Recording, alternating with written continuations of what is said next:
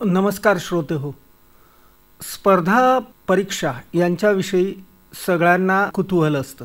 एकतर देशातले सर्वोच्च अधिकारी, प्रथम श्रेणी फर्स्ट क्लास ऑफिसर्स आणि त्यातही धोरण ठरवणारे आणि त्या धोरणाची अंमलबजावणी करणारे आपले अधिकारी, ज्यांना एक सनदी नोकरांसाठी बनवलेली स्टील फ्रेम म्हणतात, त्या स्टील फ्रेममध्ये घटनेनुसार काम करत आपल्या देशाचा विकास आणि देशातल्या लोकांचं जीवनमान सुधारणे यासाठी झटणारे जे अधिकारी तयार होतात ते सनदी सेवा परीक्षातून UPSC आणि आपल्या महाराष्ट्रापुरतं बोलायचं झालं तर प्रादेशिकमध्ये MPSC या परीक्षांसंबंधी आपण अधिक समजून घेऊयात. आपल्या गोरेगाव या खेड्यातले आणि तिथून अकोल्यात कॉलेजचं शिक्षण घेतलेले आणि नंतर शिक्षकी पेशातून सनदी सेवेमध्ये गेलेले, तेही पहिल्यांदा प्रादेशिक आणि त्यानंतर UPSC सारख्या परीक्षा देऊन, देशातली जी सर्वोच्च नागरी सेवा परीक्षा आहे ती देऊन तामिळनाडू राज्याचे मुख्य सचिव म्हणून जे सेवानिवृत्त झाले, असे प्रदीर्घ अनुभव असलेले व्याख्याते, त्यातही प्रेरक जी व्याख्यानं द्यायला पाहिजेत आपल्या युवकांसाठी त्यातही हातखंडा आणि प्रभुत्व असलेले विश्वनाथ शेगावकर यांना, विश्वनाथ शेगावकर सेवानिवृत्त IAS अधिकारी यांच्याशी आपण बोलत आहोत.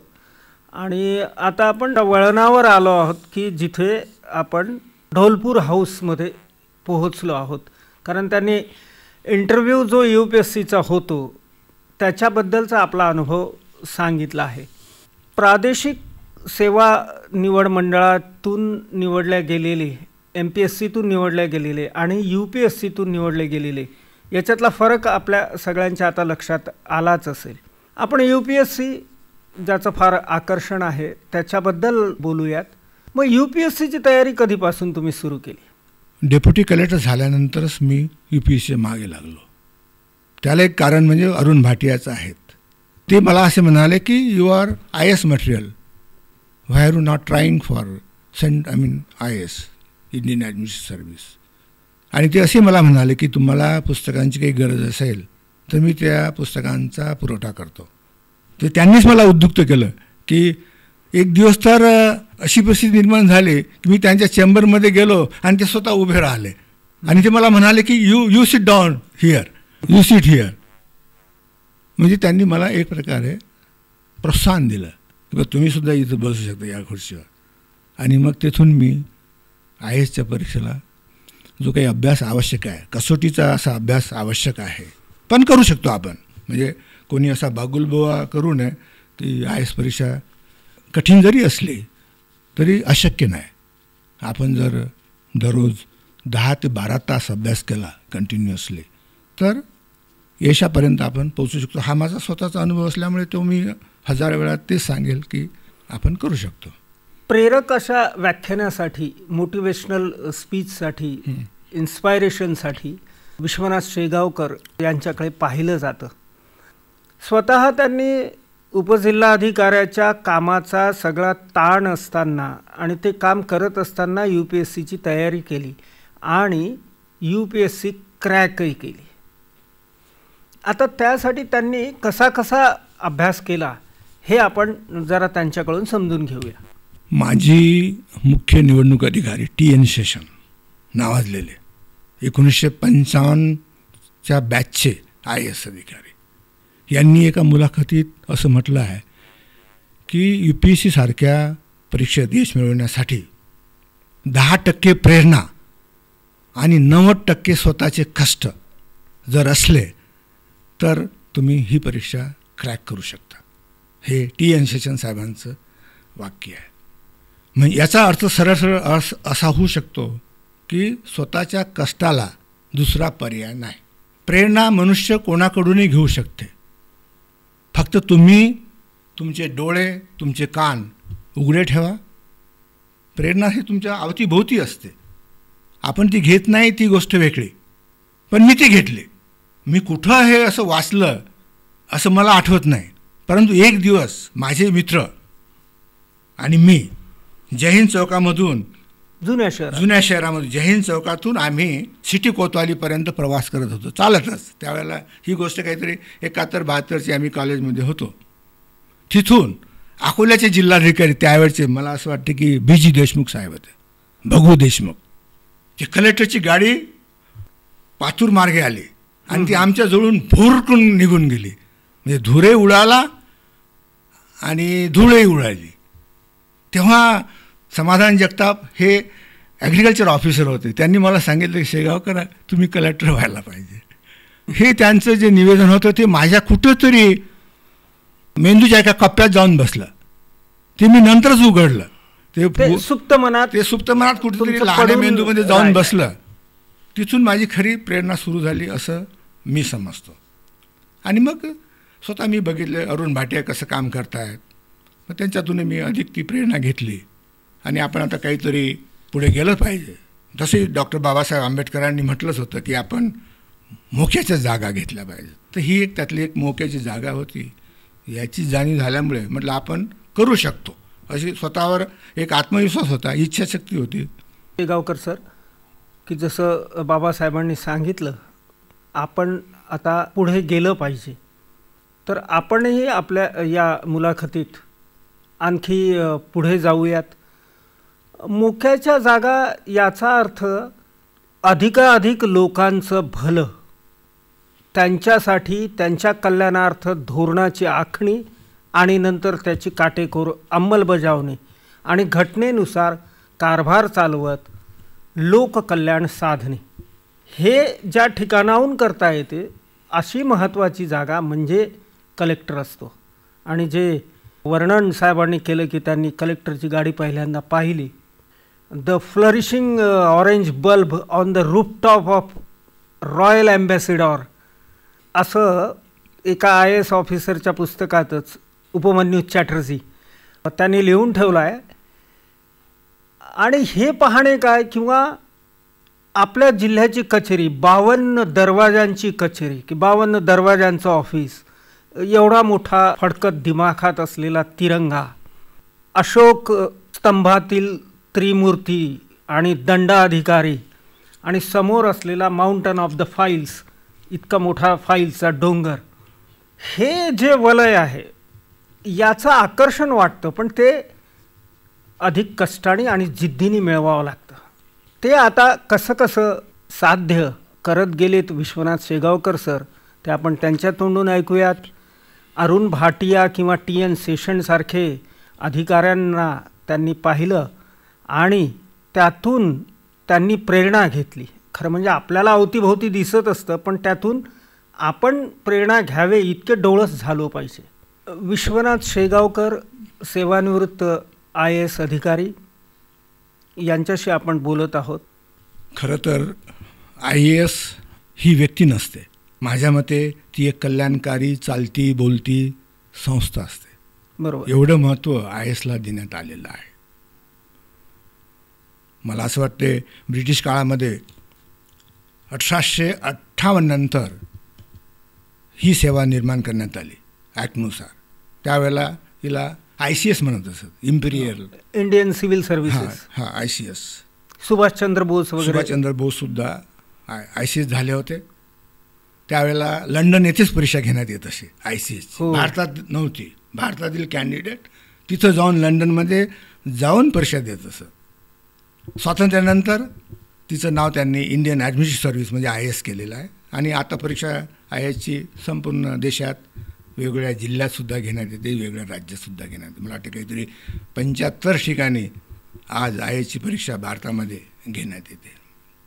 तर IAS ही एक मोठी परीक्षा आहे, कठीण आहे, परंतु अशक्य नाही. एकाने तर असं म्हटलं आहे की हार्वर्डमध्ये जी काही चाचणी होते प्रवेशासाठी, तशा प्रकारची ही परीक्षा आहे. एवढी कठीण आहे. भारतातून सध्याच्या काळामध्ये जवळपास 5 लाख विद्यार्थी बसतात या परीक्षेला आणि अंतिमतः 1000 निघतात. अंतिमतः 1000च निघतात.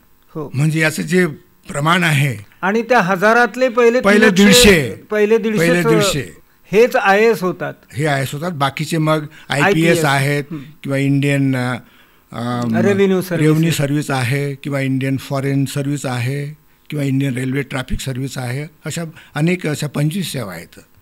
पण कुठली सेवा ही लोकाभिमुख असली पाहिजे. IASची निर्मिती ही त्यासाठी झालेली आहे. हे बाकीच्या सेवा नंतर झाल्यात, पण तरी त्या लोकाभिमुख असल्या पाहिजेत. केवळ लाल दिव्याची गाडी वापरण्यात आली पाहिजे किंवा माझ्याकडे आली पाहिजे अशा प्रकारची भूमिका घेऊन आपण या सेवेमध्ये जाऊ शकत नाही. घुसू नये. जाऊ शकाल पण घुसू नये. कारण या ठिकाणी सेवाभाव हा महत्त्वाचा आहे. तुमच्या DNA मध्ये जर सेवाभाव नसेल तर मला असं वाटतं की अशा स्पर्धकांनी ही परीक्षा देऊ नये. कारण भारत हा देश ग्रामीण देश आहे.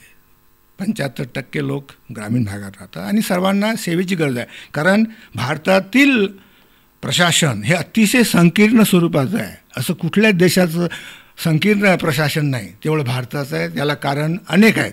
सगळ्यांना त्याची कल्पना आहे.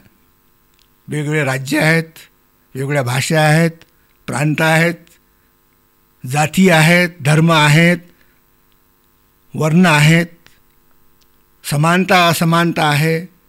ह्या सर्व गोष्टीचा जर विचार केला तर भारतामध्ये प्रशासन चालवणं खूप कठीण काम आहे. आणि त्यासाठी आपल्याला ट्रेन अधिकारी असल्याशिवाय, आता या ट्रेन कोणता अधिकारी म्हणजे त्याच्याजवळ पहिल्यांदा सेवाभाव असला पाहिजे, बुद्धिमत्ता असली पाहिजे की आपण कोणत्या प्रकारचं धोरण राबवत आहोत, ते राबवताना काय अडचणी येतात, हे धोरण योग्य राहील का.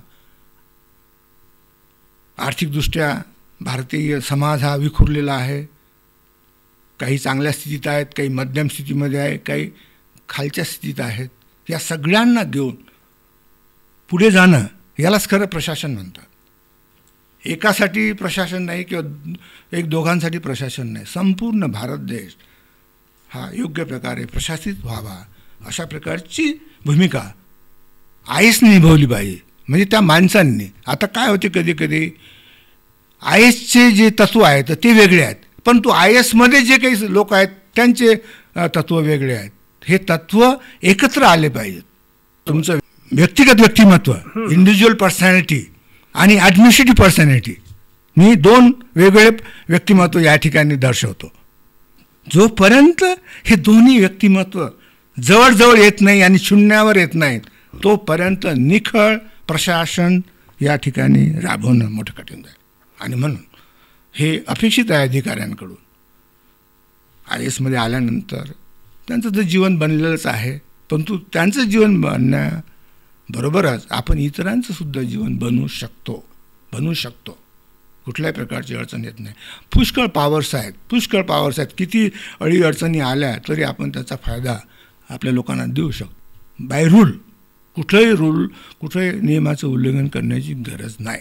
मला आठवते मी जेव्हा IAS म्हणून तामिळनाडूमध्ये गेलो, पहिली माझी भेट चीफ सेक्रेटरींची होती. आमचे चीफ सेक्रेटरी TV अँटोनी हे 1956 बॅचचे होते IAS अधिकारी. आम्ही 10 लोक तामिळनाडूला सिलेक्ट झालो होतो. निरनिळ्या राज्यातले त्यावेळेला जो काही फॉर्म्युला होता 10 लोकांना तामिळनाडू काढ, हो, त्या फॉर्म्युलामुळेच मी तामिळनाडूमध्ये गेलो. मला महाराष्ट्र मिळाला नाही, पण काही हरकत नाही. तो एक फॉर्म्युला असा होता की 1/3 इनसायडर ऑफिसर तुमच्या राज्यात येतील आणि 2/3 बाहेरचे येतील. 85मध्ये मी जेव्हा IAS झालो तेव्हा महाराष्ट्र शासनाची मागणी ही 9 अधिकाऱ्याची होती. मग पहिले 3 जे मराठी आहेत ते त्यांनी घेतले. मी 4था होतो मराठीमध्ये, म्हणून मला बाहेर फेकण्यात आलं. म्हणजे असे सगळ्या राज्यांचे उमेदवार, म्हणजे त्यांना आता ऑप्शन्स वगैरे, मग ते पुन्हा ते ABCD नुसारच देतात. म्हणजे आंध्र प्रदेश आहे, मग बिहार आहे, चंदीगड आहे, अशा प्रकारे त्यांची ती विभागणी होते. आणि ही सिस्टम अप्रूव्ड असल्यामुळे कोणाला त्याच्याबद्दल ग्रज नाही. अप्रूव्ड स्कीम आहे. म्हणून मला तामिळनाडूमध्ये मी गेलो. चीफ सेक्रेटरीने आम्हाला पहिल्यांदा स्वतः ते उभे राहिले. म्हटलं सर तुम्ही बसा, आम्ही उभे राहतो. नो, कारण त्यावेळेला चीफ सेक्रेटरीसमोर 1 किंवा 2च चेअर असे. आता पुष्कळ असतात. त्यावेळेला फक्त 1 किंवा 2च. चीफ सेक्रेटरी समोर कोणी जास्त थांबूच नाही अशीच काही त्याची अपेक्षा होती. काम झालं 2 मिनटात चला उभ्यानंच ते उभे राहिले आणि त्यांनी आम्हाला काही उपदेश केला. शेवटचा त्यांचा उपदेश असा होता की don't impose your 3 letters on the common man while working in the district. तुमचे जे 3 IAS लेटर आहेत ना, IAS, हे सामान्य जनांवर लादू नका. आणि मला असं वाटते की हा जो त्यांचा उपदेश होता हा मी माझ्या सर्व्हिसच्या बाहेरसुद्धा याचं मी कुठं उल्लंघन होऊ दिलं नाही हे मी मोठ्या आत्मविश्वासानं सांगू शकतो. कुठं मी लादलं नाही मी IAS आहे म्हणून. पण IASचं जे काम आहे ते काम मात्र मी केलं हे मी मोठ्या विश्वासानं सांगू शकतो. बरोबर, हीच अपेक्षा आहे सर्वांकडून. हो, नाहीतर मग IAS हे तुमचं जास्तीचं आडनावच होऊन जातं, त्याच्यासोबतच बोललं जातं. पण तुम्ही त्याचा उल्लेख फार कमी करता. फारच कमी म्हणजे हो, नगण्य म्हणा. फारच आवश्यकता मुलाखतीत मी वारंवार तुम्हाला IAS म्हणतो आहो ते याच्यासाठी की या सेवेचं महत्त्व हे जरा कळलं पाहिजे. ते तुम्ही सांगितलंच आहे. प्रशासकीय व्यक्तिमत्व आहे आणि तुमचं स्वतःची विचारधारा, तुमचं स्वतःचं व्यक्तिमत्व आहे, याच्यात संघर्ष होतो आणि ते दोघं एकत्रित आले तर उत्तम प्रशासक हा आपल्याला पाहायला मिळतो. त्याच्या हातून चांगली कामं घडतात. तुमची जी प्रदीर्घ सेवा झाली ती प्रशासकीय सेवा झाली की ज्याच्यामध्ये तुम्ही अगदी प्रथम श्रेणीचे अधिकारी म्हणून काम करत होता. उपजिल्हाधिकारी असेल, जिल्हाधिकारी असेल. हा जो चढता आलेख आहे हा असा 1-2 दिवसातला होत नाही. म्हणजे अगदी तरुणपणी जहीन चौकातून जात असतानाचा विचार, नंतर कलेक्टरची गाडी पाहिल्यानंतरचा विचार आणि नंतर समज वाढल्यावर की ही काय सेवा आहे आणि यात आपण करू शकतो हा आत्मविश्वास येणे आणि त्या दृष्टीने मग जिद्दीने चिकाटीने प्रयत्न करणे आणि यश मिळेपर्यंत सतत प्रयत्नरत राहणे हे तुम्ही करत आल्यामुळे तुम्हाला हे यश मिळालं. आणि त्यानंतर तुम्ही तामिळनाडूसारख्या राज्यामध्ये अनेक ठिकाणी कलेक्टर, कमिशनर, सचिव आणि राज्याचे मुख्य सचिव ही जी सर्वोच्च पद आहे त्यावरून सेवानिवृत्त होत आपल्या अकोल्यामध्ये आले आणि त्यातून आमच्या स्टुडिओत येऊन आमच्या श्रोत्यांना तुमच्या पुस्तकाचं जसं नाव आहे मॅरेथॉन, तसं एक मॅरेथॉनसारखा इंटरव्ह्यू, एक मुलाखत तुम्ही जी दिली आहे त्याबद्दल मी आकाशवाणीच्या वतीनं तुमचे मनपूर्वक आभार व्यक्त करतो. आपण पुन्हा दुसऱ्या इंटरव्ह्यूत, दुसऱ्या कार्यक्रमात भेटणारच आहोत आणि त्यावेळी आणखी बोलू. तोपर्यंत आता थांबूयात. धन्यवाद सर.